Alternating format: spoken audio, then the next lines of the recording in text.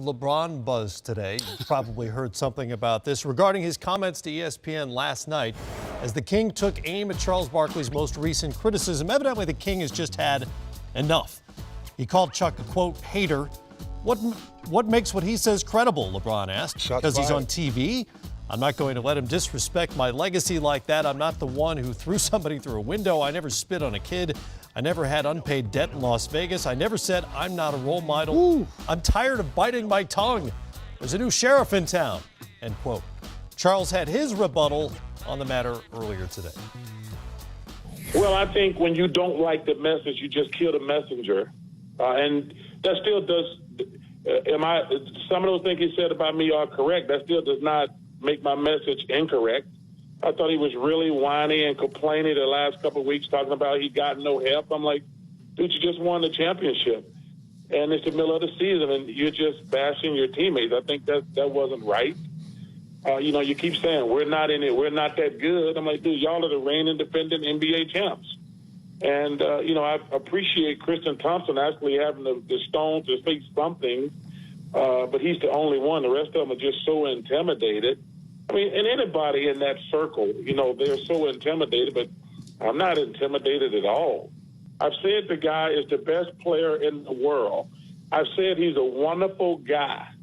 I'm not sure how that constitutes hating just because I say he's coming out bashing his teammates every day, and he's got Kevin Love and Kyrie Irving, they're defending champions. I thought it was inappropriate and for him to talk about it every single day about how bad his team was. And I think that's a fair criticism. There's a lot to digest there. First of all, let me walk back just a little bit. Chuck referenced Tristan Thompson, who this week said, I earned my money. There was the idea that because he's a Rich Paul guy and LeBron's a Rich Paul guy, that somehow it was LeBron who got Tristan Thompson his big deal in Cleveland. He struck back at that a little bit. Having said all that, Charles has said repeatedly he's the best player in the world. He's also criticized him for a bunch of stuff. LeBron, I can see his point as well, because he has been scrutinized and criticized maybe like no player in the history of the NBA. What did you make of him lashing out last night and finally saying enough's enough? Well, I think you got to talk in full context now, because somebody could take a soundbite and Sure. take it, because Chuck said, he's the best player. So in my opinion, I still think, it's Jordan, Kareem, and then there's a litany of players.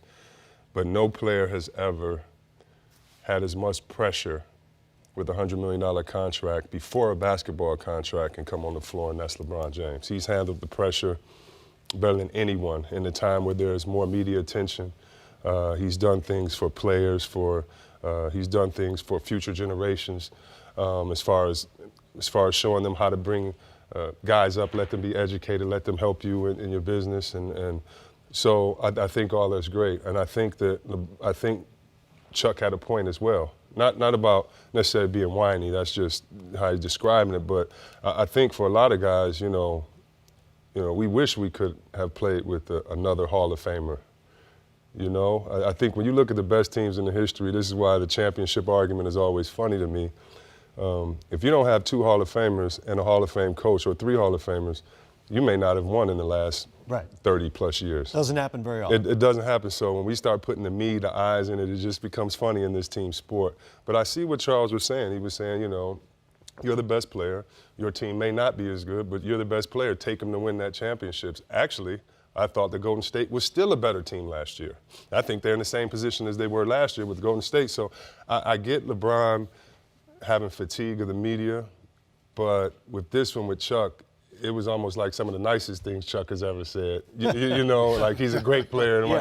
So I really didn't get that. I look at that as sometimes during the season I want to be frustrated. Sometimes during the season I'll do things to make enemies or to put the flashlight back on me, the spotlight back on me. Oh, this is what you guys want?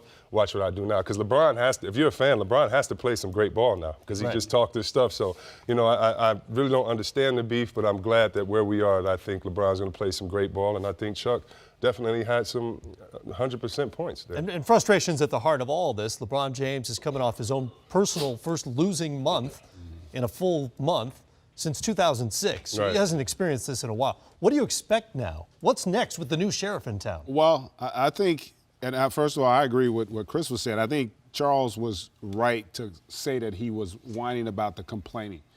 I would also say that the way LeBron handled it, I didn't like the personal attack, but what he also was trying to do is to get the focus off how bad they played and get his guys to rally around him. Because to your point now, we're not talking about how bad they've been.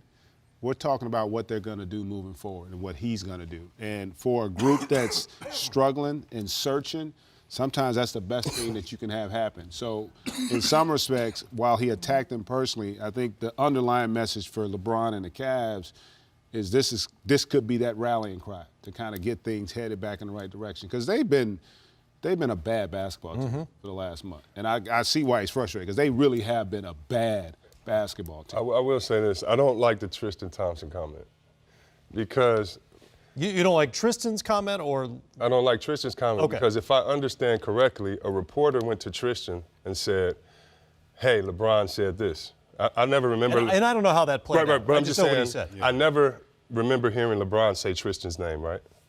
Right. Okay, so in the streets and at home, whatever, the way to get in between people's family is with rumors or to say, you know what, Matt, Greg is cool, man, but when he gets here tomorrow, and to me, him even addressing, I earn my money, we know you earn your money. Yeah. So you even addressing that, honoring that statement, if I'm your boy LeBron, I'm like, really? You even gonna entertain that when you know I got you this money? Like, I mean, yeah, you earned it. You earned it, but LeBron put his reputation on the line. Remember, he was holding out and things like that, so little things like that lets me see more where the chemistry is broken than LeBron. He keeps the chemistry. He's the main glue guy. But when you have other guys like this that only won a championship because they played with LeBron, like so when you go, I make my money and things like to me, it sounds like you're forgetting where your bread is buttered. And it's not even that important enough of a statement for you to make that statement. So little things like that in the locker room, I don't like. Well, that is a fascinating dynamic, by the way, with Thompson and J.R. Smith, both represented by Rich Paul, who is LeBron's agent